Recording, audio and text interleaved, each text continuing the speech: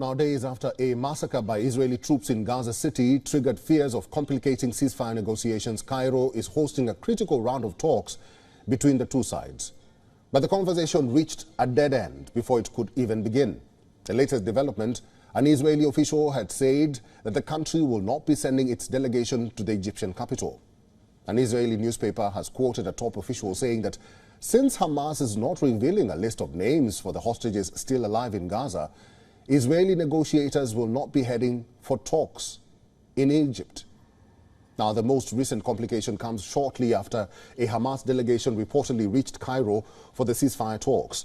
In terms of the fine print of the agreement, Hamas says that a deal is possible within 24 to 48 hours if Israel accepts demands.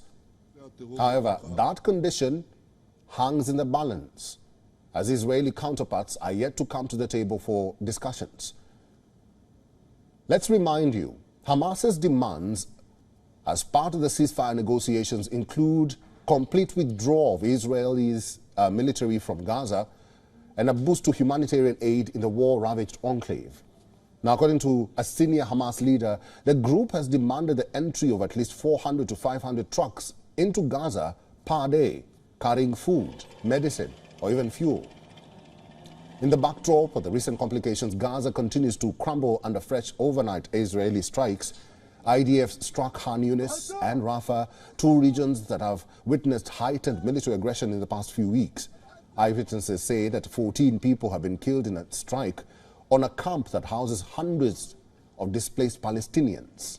And for the latest, we earlier spoke to Peter Kuznick, who is a professor of history and director of the Nuclear Studies Institute at the American University, and this is what he had to say. Well, the world was a little bit more hopeful. We had some better signs that something positive was going to occur, but the Israelis at this point are not ready to engage in these kind of serious talks. Both sides have put out their demands, and the Palestinians have not met the Israeli demand, as you mentioned, for the names of hostages who are still alive. At the Israeli side, they're very, very hesitant, and Netanyahu is strongly opposed to pulling all Israeli troops out for at least 6 weeks, which is what Hamas is demanding. I think the aid issue is the most easy to resolve, but this is a question of the names versus the withdrawal of Israeli troops.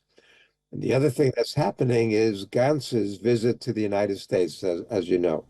For all the latest news, download the WION app and subscribe to our YouTube channel.